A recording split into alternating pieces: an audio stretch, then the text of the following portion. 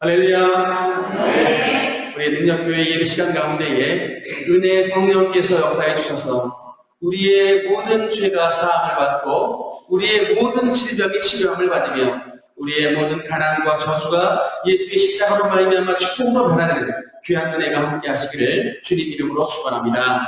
네. 여러분께서도 보시다시피 지난주 공사로 인해서 우리 능력교회가 이렇게 펀치한 교회 강단을 가지게 되었습니다. 전에보다 더 밝고 환하게 됐죠? 물론 우리 여러분께서도 뒷산을 바라보신 분들은 아시겠지만 나무로 정자를 지어가지고 아주 좋은 휴게 공간을 마련하였습니다. 그래서 제가 이번에 공사를 앞두고서 우리 성도님들께 원래는 부담을 드리고 싶지 않아서 마음고생을 좀 하고 있었습니다. 속으로 끙끙 앓다가 아무래도 이제 마무리 작업인데 힘을 서로 합치는 것이 맞겠다 싶어가지고 우리 건축위원회 분들과 신호 권사님들 불러서 상의를 드렸습니다. 그런데 제 걱정이 무색할 정도로 여러 우리 건축위원회 분들과 신호 권사님들이 적극적으로 동참해 주셔서 이번에 추가 건축 공사가 아주 순조롭게 진행이 잘 되었습니다. 너무나도 감사의 말씀을 드리고요. 이제 아까 광고 시간에도 나왔지만 우리가 이번에 새로 이제 건물로 이전을 했기 때문에 여러 가지 교회에 필요한 물품들이 많이 있습니다. 그래서 제가 일일이 말씀을 드리진 않습니다만 여러분의 마음에 감동이 되신 분들은 예수 그리스도를 사랑하는 그 사랑의 마음으로 교회에 이런 헌물에 좀 관심을 가져주시고 여러 가지로 도와주시면 감사드리겠습니다. 그래서 우리가 능력교회가 사랑과 선행으로 서로 공유하며 믿음으로 하나가 되는 복된 능력교회 건축으로 되시길 주님 이름으로 축원합니다. 오늘은 부활신앙이라는 제목으로 여러분과 함께 말씀을 나누겠습니다. 여러분도 살다 보면 누군가와 때로는 의견 대립으로 논쟁을 벌인 일들이 있을 것입니다. 그게 때로는 가족일 수도 있고 때로는 친구일 수도 있고 때로는 직장 동료나 지인들일 수도 있습니다. 저도 지난날을 돌이켜보면 참 이게 후회가 되는 일이 있습니다. 중학교 시절에 같이 과외 공부도 하고 여행도 다녔던 참 친하게 지냈던 친구가 있었는데 하루는 이제 같이 시험 공부를 하다가 정말 아무 일도 아닌 것 가지고 서로 이제 논쟁이 붙었습니다. 솔직히 이제 지금 와서 생각을 해보면 정말 아무짝에도 쓸모없는 논쟁이었어요. 당장 내일이 시험인데 그 논쟁하느라고 아까운 시험 공부 시간 날아갔고 또 그렇게 논쟁을 벌이다 보니까 친구 사이의 우정도 금이 갔고 또 뿐만 아니라 이게 그렇다 보니까 이제 시험을 치를 컨디션도 굉장히 떨어져 버렸어요. 시험 컨디션 난조까지 나타나던 참 이게 전혀 득이 없었던 실망 가득 찼던 그런 논쟁이었는데 그런데도 우리가 이게 무슨 자존심이 걸렸는지 그 당시에는 막 이게 서로가 이렇게 맞다고 이렇게 막 우겨댔던 참 그런 안타까운 기억이 있습니다. 이제 은혜 받은 이후로는 이제 지난날에 바득바득 웃기면서 싸웠던 이 기억을 가슴속에 새겨서 이제는 은혜 받은 이후로는 되도록이면 다른 사람들과 다투지 말아야겠다 이렇게 결단을 하고 지금까지 살고 있긴 합니다만 살다 보니까 그게 참 그리 쉬운 일은 아니라는 생각이 때로는 들긴 합니다. 그래서 아까 반성을 하게 되는데 그럼 오늘 이 본문에 보면은 예수님께서 여러 논적들과 벌린 이런 논쟁이 등장합니다. 총 4번에 걸쳐서 예수님의 논쟁이 등장하는데 첫 번째는 세금 논쟁이었고 두 번째는 부활 논쟁, 그 다음에 세 번째는 큰 계명 논쟁, 네 번째는 이제 그리스도에 관한 논쟁, 이렇게 4가지의 논쟁이 나와 있습니다. 그래서 오늘의 이제 마태복음 22장에 있는 말씀은 예수님의 논쟁장, 근데 이런 이제 별칭을 붙여도 될 만큼 여러 가지 논쟁이 나와 있습니다. 우리와 다른 건, 이제 우리와 차이가 뭐냐라고 물어볼 때, 우리야 살다 보면은 틀린 것도 맞다고 느낄 수 있습니다. 때로는 딱 내 자존심 하나 때문에 바득바득 웃기면서 논쟁을 벌릴 수도 있지만, 주님의 논쟁은 무엇을 위한 논쟁이냐면 바로 하나님의 계명인 즉 진리를 사수하기 위한 논쟁이었다라는 것에서 우리와 참 차이가 있는 것을 알 수가 있습니다. 예수님은 무엇을 위해 싸우신다? 진리를 위해, 하나님의 말씀을 위해서 싸우신다는 것입니다. 이것이 우리와 결정적인 차이가 있다. 마태복음 22장에 보면 총 3부류의 예수 그리스도와 논쟁했던 논적들이 등장합니다. 첫 번째 부류의 사람이 누구냐? 한번 따라합시다. 바리새파. 두 번째 사람은 누구냐? 사두개파. 세 번째 사람은 누구냐? 헤롯당. 이 세 부류의 사람들이 이제 논적으로 등장합니다. 첫 번째 바리새파 사람들은 말하면 분리주의자입니다. 자기가 다른 사람들하고 한데 분리가 돼가지고 오직 자기들 바리새인만이 세상에서 가장 하나님을 잘 섬긴다, 이렇게 믿고 사는 사람이 바로 바리새파 사람들이었습니다. 반면에 이제 사두개파 사람들은 누구냐면 이른바 현실주의자입니다. 그래서 이 사람들은 이제 성경이나 교리 것보다는 현실에서 권력 잡고 현실에서 부자로 사는 게 더 중요하다, 이렇게 믿고 사는 사람들, 현실주의자가 바로 사두개파 사람들이었습니다. 세 번째 헤롯당 사람들은 어떤 사람이냐면 이제 아예 대놓고 유대 사람들이지만 유대가 아닌 헤롯 가문과 로마 편에 들어가지고 살았던, 우리로 말하자면 뭘까요? 친일파 같은 이제 그런 이제 존재의 사람들이 바로 헤롯당 사람들이었습니다. 원래 여러분 이들은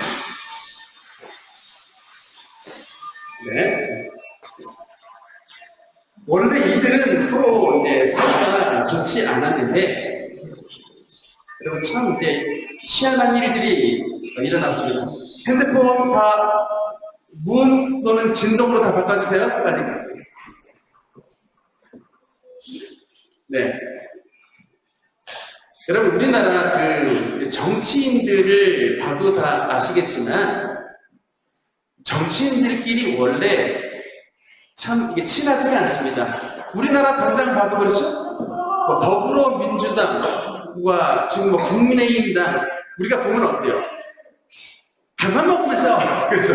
밥만 먹으면 싸웁니다. 참 이게 밥만 먹으면 싸우는 이 정치의 행태가 있는 나라가 이렇게 지금 그래도 잘 먹고 잘 살고 있다. 이거 자체가 참 제가 보기에는 기적입니다. 이런 나라 속에서 살아도 잘 살고 있다는 자체가 기적인데, 이게 사실은 우리나라만 그런 게 아니고 유대 나라도 마찬가지예요. 헤롯당, 바리새파, 사두개파 항상 이게 싸우고 살았는데, 이 사이가 좋지 않았던 사람들에게 희한한 일들이 일어났습니다. 오늘 우리가 13절에 보면 이런 말씀이 나와요. 그들이 예수의 말씀을 책잡으려 하여 바리새인과 헤롯당 중에서 사람을 몰매라고 말씀이 나옵니다. 그래서 이게 뭐냐면 바리새파 사람들과 헤롯당 사람들 간에 연합이 이루어졌습니다. 이게 오늘날 우리나라 정치 용어로 말하자면 뭐냐면 빅텐트가 쳐진 거예요. 빅텐트. 여러분 들어봤습니까? 예, 큰 텐트를 쳐가지고 그 안에 같이 연대하자. 빅텐트가 쳐졌어요. 바리새파 사람들하고 헤롯당 사람들이 빅텐트를 쳤던 이유가 뭐겠습니까? 예수를 잡으려고 빅텐트를 쳤습니다. 그럼 당시에 유대 나라는 로마의 이제 식민지였기 때문에 세금을 많이 내야 됐습니다. 여러분, 세금 굉장히 민감합니다. 우리 남자들 같이 자동차를 모는 사람들은 갑자기 정부가 자동차세 올린다 그러면 신경질이 팍 나버려요. 갑자기 돈을 많이 내야 됩니다. 집 가지고 계신 분들 재산세, 보유세 막 올리면 기뻐요, 신경질 나요?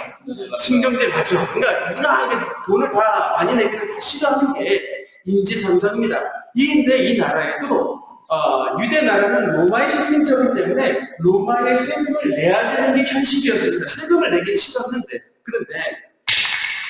근데 이 이제 세금 문제를 놓고 원래는 바리새파 사람들하고 헤롯 당 사람이 정반대의 의견을 가졌던 사람들입니다. 바리새파 사람들은 로마를 인정하지 않았어요. 그래서 로마에 세금을 내는 것도 옳지 않다라고 믿고 살았던 사람들입니다. 반면에 아까 말씀을 드렸습니다만 헤롯 당 사람들은 친로마주의자들이에요. 그래서 항상 주장하기를 우리는 로마에 세금을 내야 된다. 이렇게 주장을 하고 살았던 사람들이었는데 이 둘이 손을 잡고서 지금 예수님께로 왔습니다. 예수님께로 왔던 목적에 이 질문에 나왔습니다. 뭐냐면 예수님, 가이사에게 세금을 내는 것이 옳습니까? 옳지 않습니까? 라고 질문을 합니다. 여러분, 이 연합전선의 목적이 뭘까요? 이 연합전선의 목적은 너 오늘 예수 잘 걸렸다. 네가 오늘 무슨 대답을 하든 간에 너희는 우리 두 당에서 친 그물에 반드시 걸리게 돼 있다. 만약에 네가 가이사에게 세금을 내라 라고 말을 한다면 우리 바리새파가 친 그물에 걸려서 너는 유대 나라를 배반한 매국노가 될 것이다. 반대로 네가 만약에 가이사에게 세금을 내지 말라라고 말하면 너는 저 헤롯 땅이 처한 그물에 걸려가지고 너는 로마를 반역한 반역자가 될 것이다. 너는 유대를 반역한 매국노가 되든지 로마를 반역했던 이 반역자가 되든지 둘 중에 하나의 그물에 걸리게 돼 있으니 둘 중에 하나 그물에 오늘 걸려라 라고 이렇게 그물을 펴서 이 두 세력 간의 연대를 했던 게 오늘의 질문입니다. 이때 여러분 예수 그리스도의 대답이 뭐예요? 동전 하나를 딱 보이시면서 뭐라고 말씀하십니까? 가이사의 것은 가이사에게, 하나님의 것은 하나님에게 라고 말씀합니다. 여러분 이게 무슨 뜻입니까? 너희가 우선적으로는 하나님의 말씀을 지키고 신실하게 주님의 백성대로 살아가되 지금 너희가 발을 디디고 있는 그 땅에 사는 그 나라의 권위도 하나님께서 저들에게 주신 것이니 이 권위에 순복하고 국민으로서의 의무를 다하면서 살아가는 것이 바로 하나님의 뜻인 것입니다. 여러분 이로써 주님은 바리새인과 헤롯 땅에 처났던 이 양수격장의 그물을 하나님의 지혜로서 빠져나가신 것입니다. 아멘. 여러분, 그러니까 세상 사람들이 아무리 저와 여러분을 잡아먹으려고 해도요, 하나님께서 우리와 함께 하시면 세상 사람이 감당할 수 없는 지혜를 주시는 것입니다. 여러분, 우리는 그 프라임을 가지고 있습니다.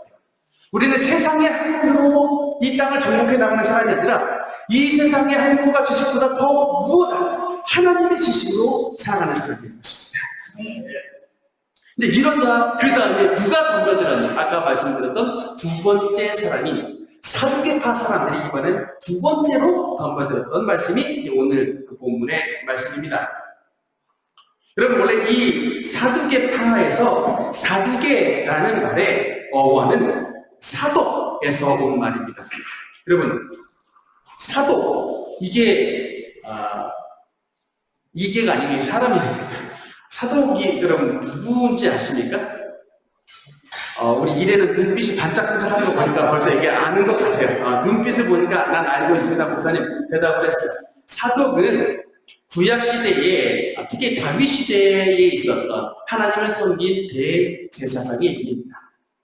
다윗이 아들 압살롬에 의해서 반역을 당했을 때 이때 이 사독 제사장이 다윗 편에 들어가지고 그의 아들 아히마아스와 함께 이 아들이 일으켰던 쿠데타에서 간신히 빠져나오게 되고 결국은 전쟁에서 승리를 하게 됩니다. 그런데 구약시대에 나오는 신실한 대제사장의 이제 닉네임, 이게 바로 이제 사독인데 이제 이들이 그 가문의 후예라고 주장한 사람들이 바로 이제 사두개파 사람들입니다. 그런데 이 사두개파 사람들이 사독 제사장과는 달리 여러분 신앙에 전혀 관심이 없고 현실에 어떻게 하면 잘 먹고 잘 사는가만 관심을 가진 사람이 됐습니다. 18절에 보면 이들을 소개할 때 뭐라고 소개하냐면 부활이 없다고 하는 사두개인들이 예수께 와서 물었는데 라고 합니다.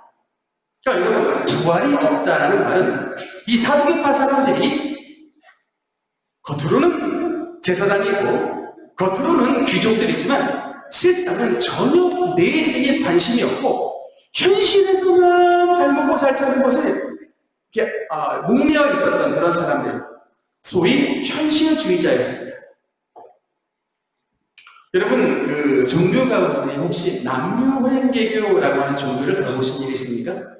여러분, 이게 남묘회계교 이름이 특이한데 이게 일본 불교의 일종입니다. 이게 근데 지난번에 제가 잠깐 그 TBS에 있는 라마교에 대해서 말씀을 드렸습니다만 다 이제 그것도 불교의 일종인데 라마교의 그 부처님은 달라이라마예요. 생물, 살아있는 사람을 부처님으로 이제 믿는 건데 이 남묘회계교도 약간 이런 식과 비슷합니다. 일본의 니치렌이라고 하는 이제 사람이 그 AD 8세기경에 살았는데 이 니치렌을 이제 부처님으로 믿는 종교예요. 그래서 특히 이 종교는 불교의 여러 경전들이 있는데 그 경전 가운데 법화경이라고 하는 이 경전만 진짜 경전으로 믿는 사람들입니다. 그래서 이게 나무묘현 법화경, 이게 바로 일본 말로 나무묘현계교라고 발음이 되는 겁니다. 근데 제가 이 종교에서 주장하는 바가 무엇인가를 이렇게 살펴봤는데 굉장히 간단합니다. 우리 말하는 남묘현계교라고 하는 이런 주문을 열심히 외우면 이 주문의 능력으로 말미암아 현실에서 잘 되고 현실에서 병고침을 받는다. 현실에서 이 주문 외우면 가정도 잘 되고 자식도 잘 되고 너도 잘 되고, 그러니까 이 주문 열심히 외워. 굉장히 글이 간단합니다. 그러니까 뭐 내세 이런 거 없고 현실에 잘 된다라고 추구하고 주구장창 주문 외우는 종교가 남묘회계입니다. 제가 서두에 말씀드렸던 저랑 논쟁을 벌였던 그 친구가 남묘회계를 신자해가지고 중학교 때 그 친구가 가끔 주문을 외우는 것을 보곤 했습니다. 자기는 보통 하루에 30분씩 외우는, 우리로 말하면 기도예요. 자기는 하루 보통 30분씩 외우는데 그 친구의 어머니는 아주 불심이 특심하셔가지고 3시간씩을 외웠는데 그 집에 가보면 이게 칼이 이렇게 붓글씨로 쓰여있고 거기에 칼이 놓여져 있는데 귀신을 섬겨서 귀신을 받으면 집이 잘 되지만 너희 가족 중에 단 한 사람이라도 배반하면 이 칼이 너희 가족들을 찌를 것이다 라고 이렇게 걸고 가는 것입니다. 굉장히 여러분 무서운 종교죠. 제가 꾸며낸 게 아니고 실제로 본받은 말씀을 드리는 겁니다. 그런데 그 종교가 귀신을 섬기는 종교이기 때문에 굉장히 거기에 가서 병고침을 받았다라고 하는 은혜 간증을 체험하는 사람들이 덜어 있어요. 그러니까 우리 생각엔 교회만 가야지 치료받을 것 같은데 귀신을 믿어도 치료를 받는 일들이 있더라. 여러분, 근데 성경에도 이게 써 있어요. 애국에 마술사들이 주문을 외우니까 그 마술사들도 지팡이를 뱀으로 바꿨다라는 말씀이 나오죠. 아론도 지팡이를 뱀으로 바꿨지만 애국의 술사들도 지팡이를 뱀으로 바꿨는데 그 능력의 주체가 다른 거예요. 애국의 술사는 그 배후에 뭐가 있고 귀신과 마귀가 있고 아론은 그 배후에 누가 있고 하나님이 계시고, 그러니까 일시적으로 저들을 치료할 수 있는 것처럼 보이지만 결국에는 이 하나님의 완벽한 치료의 역사가 아니고 귀신에게 그 영혼을 파는 그런 역사가 이제 남묘회계에 나타나는 것인데, 제가 말씀을 드리고 싶은 요지는 뭐냐면 하나님의 말씀을 뒤로 제끼고 현실의 복만 추구하기 위해 예수 이름을 믿는 사람은 그 본질이 남묘회계교 사람들과 별반 차이가 없다라고 하는 것입니다. 여러분, 예수님을 잘 믿음으로 축복을 받아야지 내가 그냥 예수는 온데간 데 없고 신앙은 온데간 데 없고 내가 무조건 못 받겠다라고 덤벼드는 그 중심이 물질 만능주의고 그게 바로 기복심. 내가 예수님을 믿어도 손해를 볼 수 있지만 그럼에도 불구하고 나는 목에 칼이 들어와도 예수님을 믿겠다라고 결심하는 그 중심이 하나님께서는 우리를 기뻐하시고 부활신앙도 인정해 주시고 있습니다. 그래서 여러분, 주님께서 기뻐하시는 부활신앙이라고 하는 것은 어떤 특징이 있냐? 두 가지로 말씀을 드릴 수 있는데, 첫 번째는 부활신앙을 가진 사람은 천국과 지옥의 존재를 분명히 인식하고 믿고 사는 사람입니다. 여러분, 저는 목사다 보니까 장례식 집전을 굉장히 많이 합니다. 제가 장례식에 가보면 이분이 천국에 가신 분인지 아니면 그렇지 못하고 이분이 하늘나라에 입성하지 못했을 것 같다라고 생각이 드는 분들이 분명히 있습니다.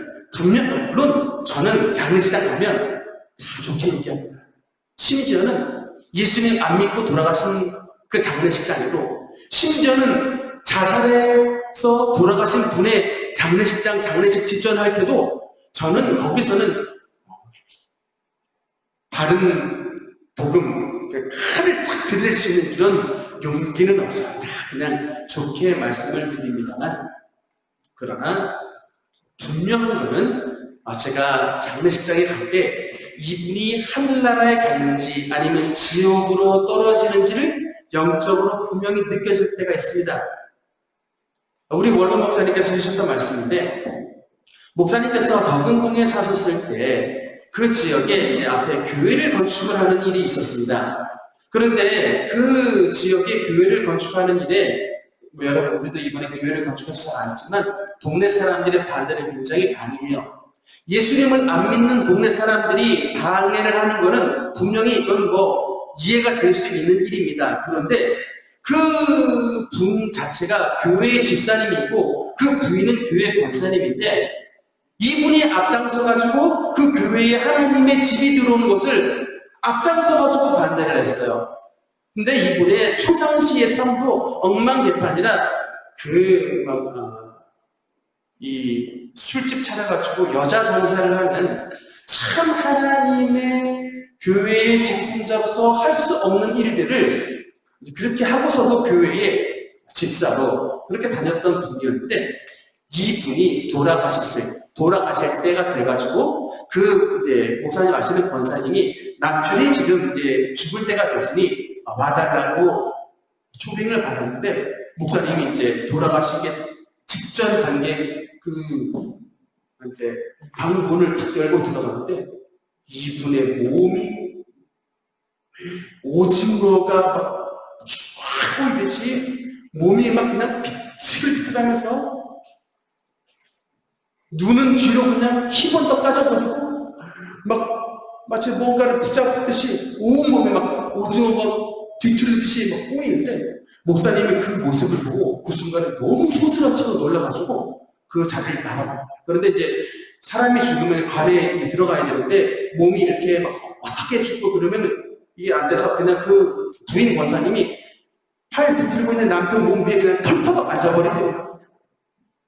그런데 그 순간 하나님의 영감이 목사님 뇌리에 꽂히는데, 저자에게 지금 지옥 사자가 왔는데, 지옥으로 평상시 들었던 얘기는 있으니까 지옥으로 끌려가지 않기 위해 지금 몸을 비비고 버텨하는 것입니다.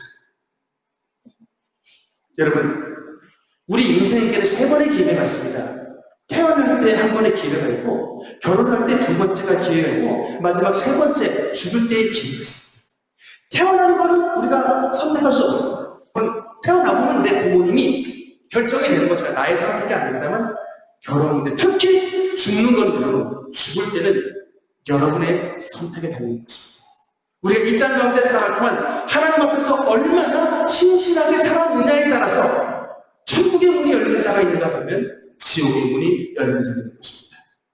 반대로 저희 아버지 서동철 장군이 돌아가실 때 여러분, 저는 하늘의 천사의 얼굴을 봤습니다. 저희 아버지가 제가 가끔 간증을 드립니다만, 부박지기로 이렇게 오래도록 살았던 그런 과거가 있는데, 우리 그 화전에 있는 맞은편에 있는 군부대 34단에서 우리 원로 목사님이 군부대 사역하셨을 때 그 군부대 오셔서 변화받았어요. 그 이후로 15년 동안 교회의 장로로 섬기면서 정말 변화의 샘플이 뭔지를 생각했습니다. 그런 정말 모범된 삶을 사셨는데, 아버지가 이제 간암으로 돌아가실 때가 됐는데, 새벽 3시에 다들 잠자고 있는데 새벽 3시에 저희들 다 소집했어요. 갑자기 아버지가 나오래요. 새벽 3시에 남을 깨우는 건 보통 일이 아닙니다. 아무리 자식이고. 그런데 저희 자식만 온 게 아니고 동배 담임 목사님까지 불렀어요. 새벽 3시. 그래서 이게 어떻게 된 거 했더니 하나님께서 음성을 들려주시더라고요. 그동안 고생했으니 이제 와서 쉬라. 아들아, 그동안 고생했으니 이제 내 품에 와서 쉬라. 그러니까 계속해서 예수님이 그 아버지의 영혼의 귀에 하나님의 말씀을 들려주세요. 그러니까 이게 돌아가실 때가 됐는데 두려움이 없어요, 여러분. 마치 아버지의 품에 안기는 그 아들의 얼굴같이 정말 천사의 얼굴하고 있어요. 유언을 하시는데 30분간 천사의 말을 하셔요. 30분간. 여러분들, 분명히 이런 마지막 때가 옵니다.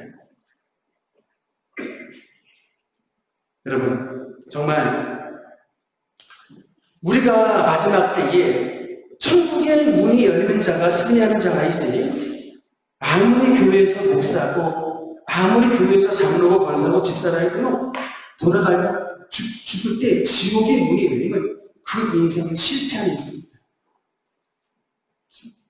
지난 우리 능력교회가 화전동에 있을 때 다른 교회에 2분의 장로님이 찾아왔어요. 오후 예배 끝나고 목사님, 능력교회 가서 차 한잔 해도 되겠습니까? 전화가 와서 자, 오십시오. 우리 이 부근에 있는 큰 교회, 아주 큰 교회에 섬기는 장로님과 또 다른 교회에 섬기시는 장로님 한 분, 2분이 오셨는데 얘기를 들으니까 기가 막혀요. 그 교회 담임 목사님이 아직은 은퇴하실 때가 안 됐는데 벌써 이제 은퇴를 꿈을 꾸고 계시더랍니다. 장로님 말씀이에요. 자기 교회를 그 부지를 살 때에 평당 7천만 원에 샀는데 그 부지가 이제 도로가 뚫려가지고 이제 평당이 아니라 그 부지 전체 가격이 7천만 원에 샀는데 그 부지가 가격이 올라가지고 지금은 15억짜리, 많게는 18억에서 20억짜리 땅이 됐답니다. 그러면 여러분, 정상적인 목사님 같으면 어떻게 되겠어요? 내가 7천만 원짜리 땅을 주고 샀던 이곳이 15억, 20억짜리 땅이 됐으면 우리 후임에게 잘 물려줘서 우리 교회가 앞으로 더 번성한 교회가 돼야만이 이게 맞는 의식인데, 목사님의 마음에 탐욕이 들어요. 교회를 팔아가지고 상가도 아니고 그 부근에 있는 어디 회관 같은데 조그마한 데로 이동하고 자기는 후임에게 교회를 불려주지 않겠다. 그러면 그 장로님 물어보는 거예요. 목사님, 그럼 이 교회를 어떻게 하시겠습니까? 팔아서 내가 이거 선교비로 쓰겠습니다. 이렇게 얘기를 하셔가지고, 그런데 이분이 참 대외적으로 굉장히 잘 나가시는 분이에요. 이게 겉으로 보기엔 아무도 그런지 몰라. 그런데 이 장로님한테 각서를 쓰라는 거예요. 이 얘기는 어디 외부에 가서 발설하지 말라. 각서를 쓰고, 자기는 그냥 선교 가겠다. 각서 쓰라는 거예요. 너무 고민스러우니까 다른 이제 목사님한테는 말씀을 못 드리고 이렇게 그냥 피레미 목사 같은 저한테 와가지고 이렇게 하소연을 하러 오신 것입니다. 하소연.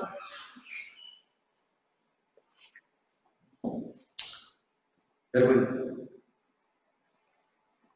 교회는 정말 제가 보기에는 목사님들만 정신 차리면 오늘날 한국교회 타락의 절반을 막을 수 있을 것 같다는 생각이 듭니다. 저도 말씀을 전하는 목사지만 정말 목사가 잘해야 한국교회가 살지. 목사님이 앞장서가지고 하나님의 몸된 교회를 팔아치우려고 하는데 그 교회의 성도들이 무슨 수로 막습니까? 우리가 때로는 살아가면서 우리의 마음속에 탐욕이 우리를 유혹할 때가 있습니다. 여러분, 우리는 모두 다 크고 작은 마음속에 욕심을 가지고 삽니다. 왜냐하면 우리의 첫사랑 아담이 하나님 앞에 탐욕을 부리고 교만을 부렸던 그 죄악의 DNA가 우리의 피 속에 흐르고 있기 때문에 인간은 이상 우리를 교만하고 인간은 이상 우리를 탐욕을 가질 수밖에 없습니다. 다 그거거든요. 이 탐욕과 교만을 이길 수 있는 유일한 방법은 우리를 위해 십자가에 돌아가신 예수의 보혈을 힘입어 우리의 탐심을 이길 수 있는 길만이 유일한 길입니다.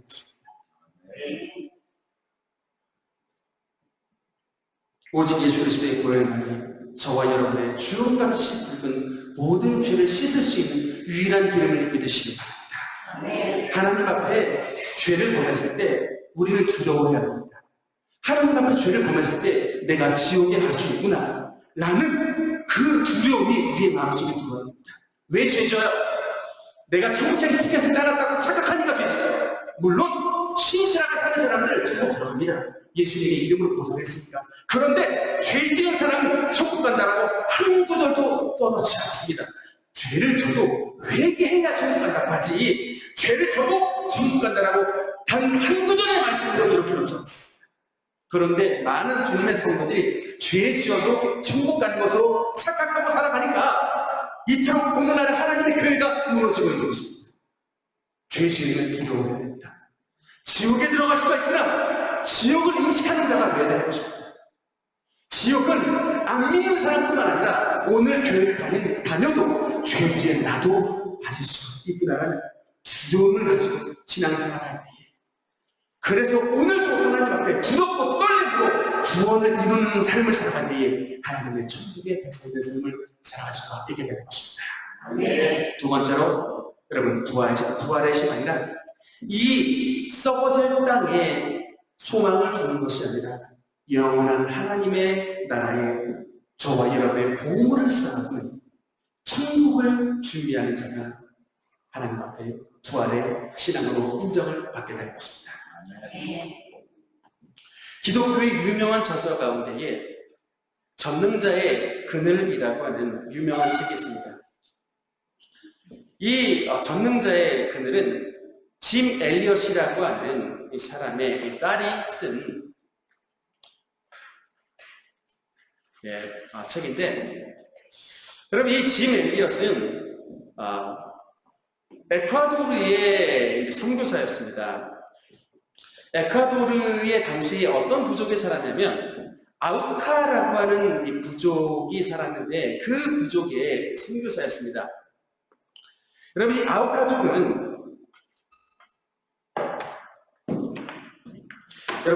아우카족은 외부에서 오는 모든 자를 그들의 이제 창으로 찔러 죽이는 굉장히 극악하고 소문이 나는 그런 이제 족속인데, 여러분 같으면 그 살인 족속에게 선교를 하고 갈 수가 있겠습니까? 입장을 한번 바꿔놓고 생각을 해봐야 돼요.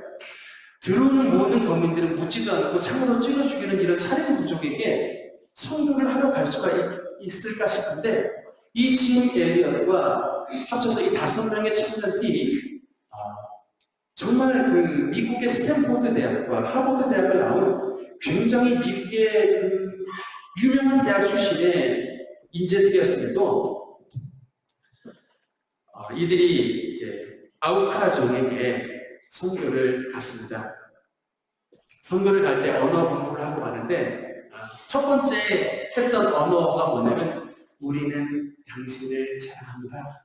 우리는 당신을 축복하기 위해 이 땅에 왔습니다. 이 아우카 부족의 언어를 배워가지고 이 땅에 왔는데 그 상륙했던 첫째 날에 아우카족이 이 5명의 젊은이들 숙소에 침입을 해가지고 사정없이 그들의 창으로 이 5명의 미국 젊은이들을 그 자리에서 죽였습니다.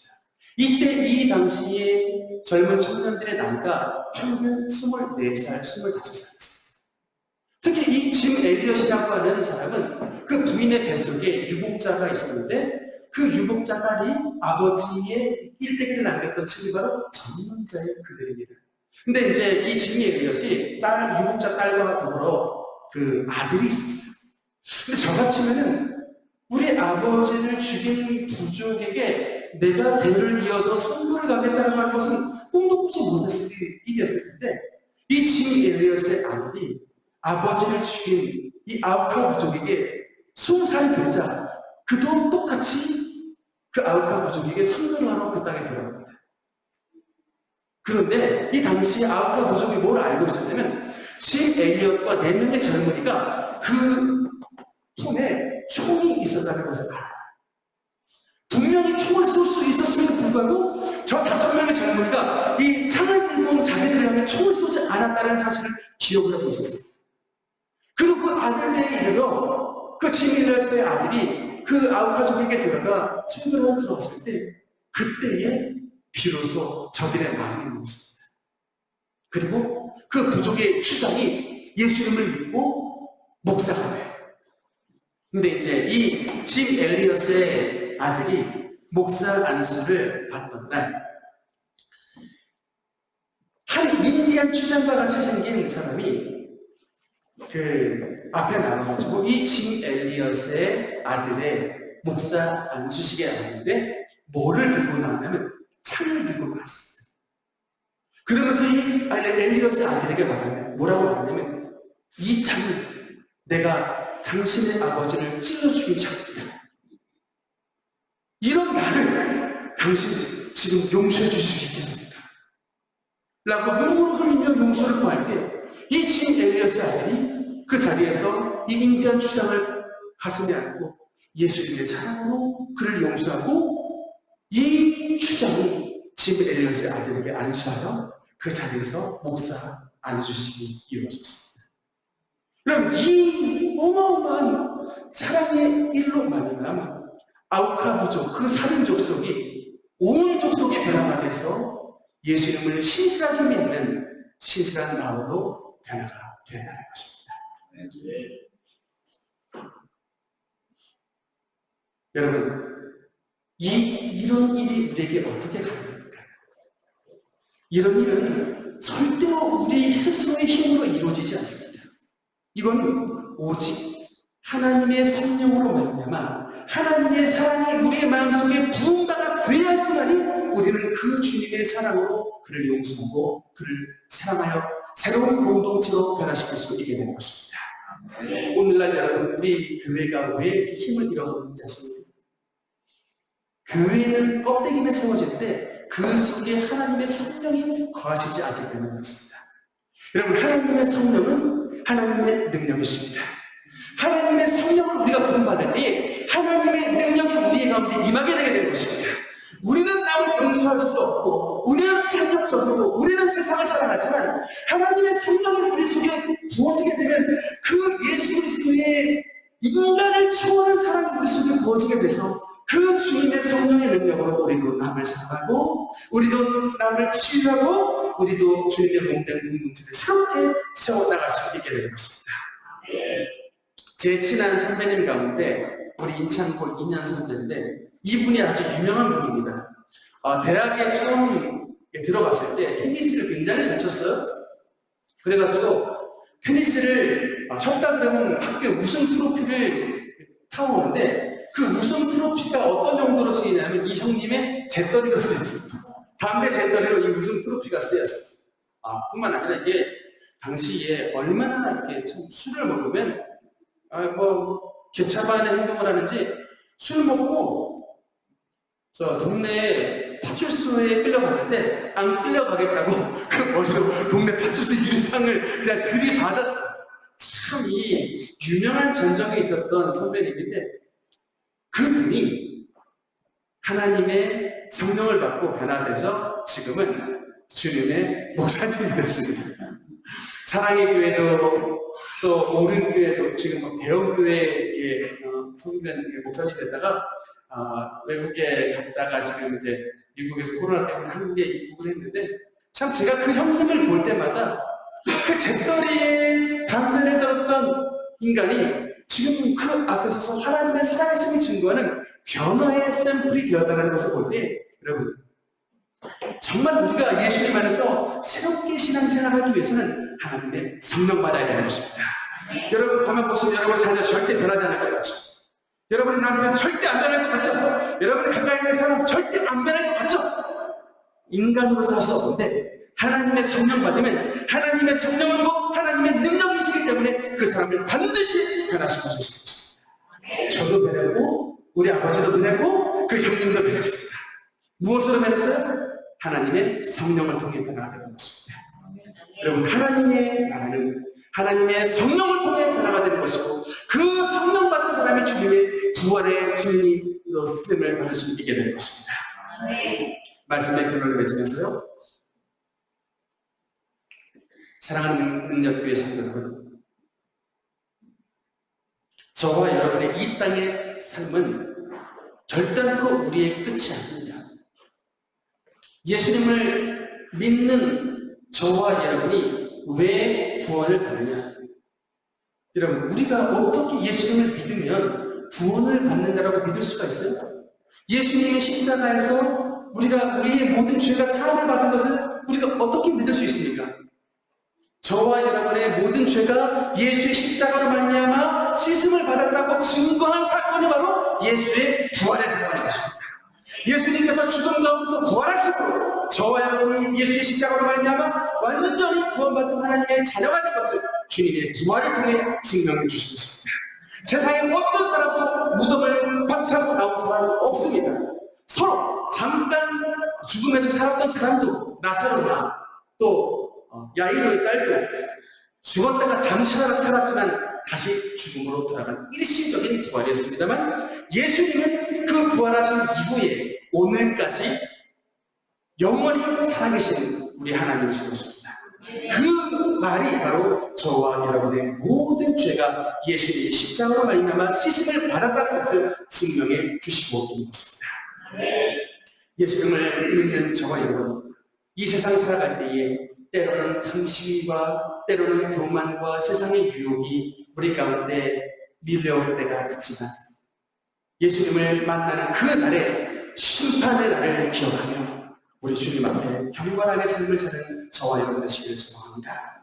우리 주님 앞에 섰을 때에 악하고 게으른 종아, 내가 너를 도무지 알지 못하는 어두운 데 쫓아나라고 말씀을 듣는 자, 착하고 충성된 종아, 내가 작은 일에 충성하였으니 내가 너에게 큰 주님의 즐거움에 동참하라 라고 말씀하시는 그 주님의 고귀한 음성을 듣는 우리 모든 능력교회 성도들을 되었습니다. 우리 능력교회의 부름을 통해 예수 그리스도의 살아계심을 증거하고 부활의 신앙으로 승리하는 우리 모든 권속들 되시기를 주님 이름으로 축원합니다. 하나님께 찬양하겠습니다.